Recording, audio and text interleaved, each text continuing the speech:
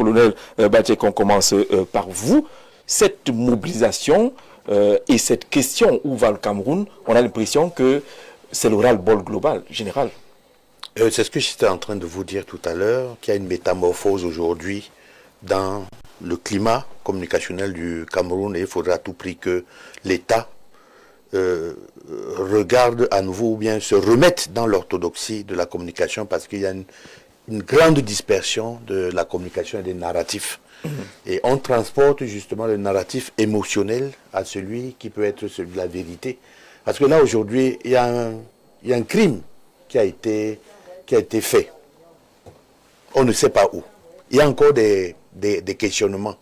Donc il y a deux niveaux de stratégie à poser. Il y a d'abord la première analyse. Qui est l'auteur du crime?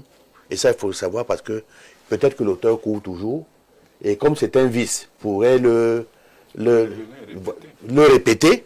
Il y a les responsabilités pénales qui suivent et il y a également la justice qui doit suivre. Mais moi, au niveau stratégique, je regarde l'affaire autrement.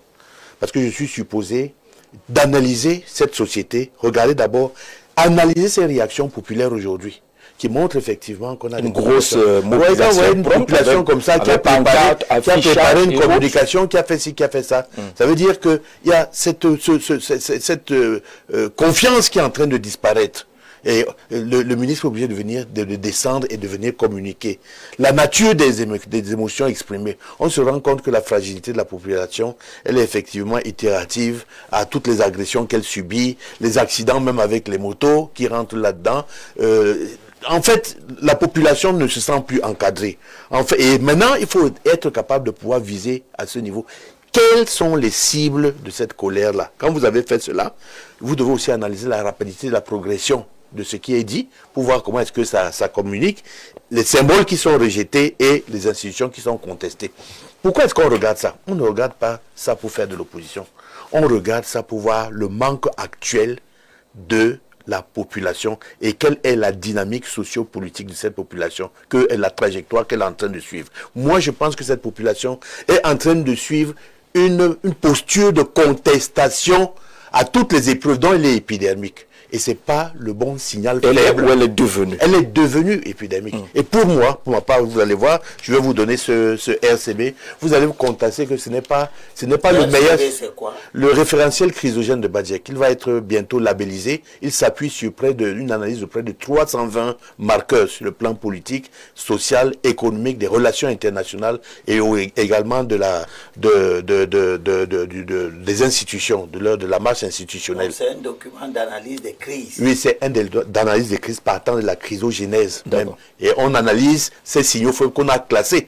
Parce qu'un fait de ce genre-là ne peut pas être classifié comme une autre revendication parce qu'on a écrasé comme la marchandise d'un vendeur au marché. Donc on va les classifier et on va partir, n'est-ce pas, d'une mesure scientifique qui se base sur la probabilité de gosse. Donc c'est...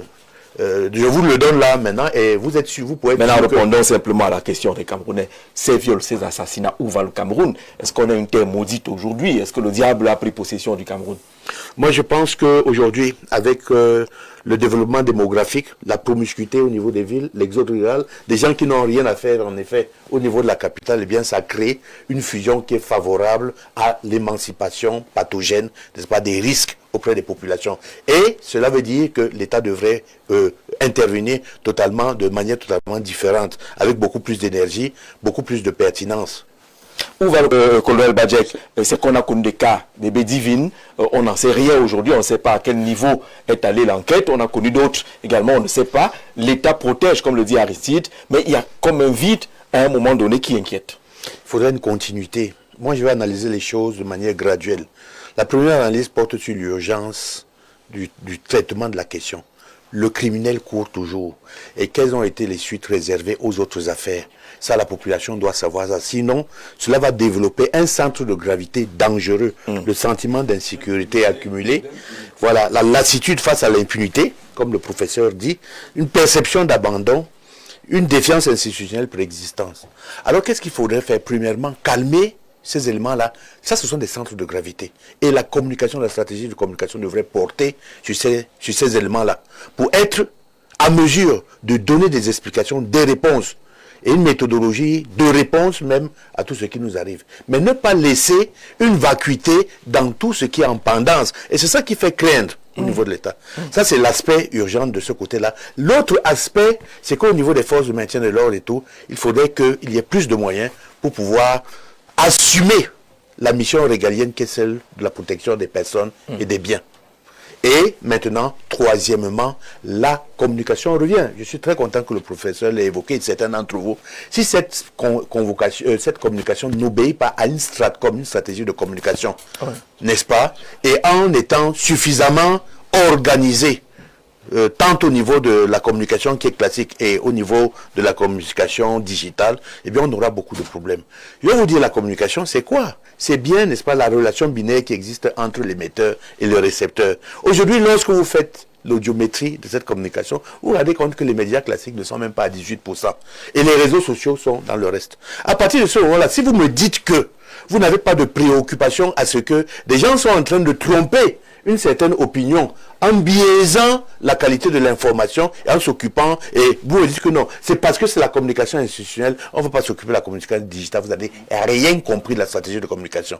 Eh bien, il faut être capable de mettre sur pied une charte de communication institutionnelle au niveau digital et contrer cette désinformation, en fait, qui est en train de s'enfler et de constituer en réalité des groupes aujourd'hui, qui sont des groupes absolument pathogènes pour la bonne marche de notre pays.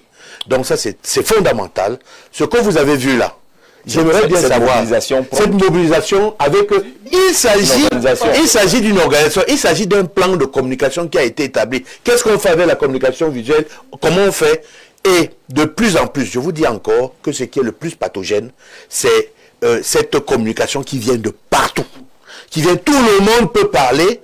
Bon, les réseaux sociaux ont donné le pouvoir, n'est-ce pas, aux gens qui sortent des bars de parler plus qu'aux gens qui peuvent avoir de la ressource. C'est très bien, mais il faudrait que l'on combatte ça. Parce que la désinformation aujourd'hui est quelque chose qui va détruire notre pays. Nous sommes ici, nous sommes visibles. Nous avons une certaine expertise, c'est pour ça que nous sommes là. Et nous sommes là pour éclairer les Camerounais. Nous n'avons pas certainement les mêmes vues. Et c'est même pour ça que nous sommes divergences. Et c'est de cette divergence-là que va naître, n'est-ce pas, la bonne compréhension et la richesse de nos cerveaux. Donc moi, je voudrais dire que la communication revienne dans son orthodoxie institutionnelle. Au plan institutionnel, nous avons un ministre de la communication, porte-parole du gouvernement, qui analyse les centres de gravité en pareilles circonstances et donne une communication qui est appropriée.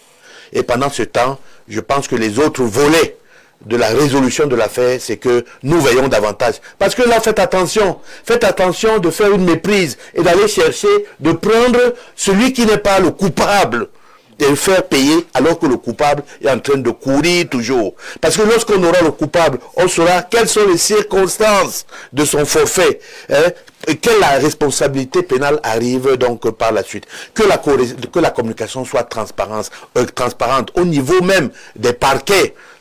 Dans les autres pays, on voit les procureurs s'exprimer et tout le reste. Ça conforte la population. Malheureusement, aujourd'hui, on est obligé de travailler avec le narratif. Toutes ces affaires qui sont pendantes et dont on ne parle pas. C'est ça, Jean-Jacques. Le narratif émotionnel se confirme dans la vacuité de l'information appropriée. Donc, vraiment, ma foi, je pense que nous devons être beaucoup plus proactifs et qu'on n'ait plus peur de ces tabous-là, et que les responsabilités de ceux qui ont à parler parlent. Vous savez, lorsque je faisais la communication au niveau du ministère de la Défense, je m'abstenais toujours d'introduire les acteurs stratégiques ou alors opératifs. Je mettais les hommes sur le terrain. Quand vous voulez voir comment une unité travaille, vous mettez la compagnie sur le terrain, vous l'exposez et vous montrez. Et par là, on voit qu'au niveau stratégique, il y a une continuité dans les articulations.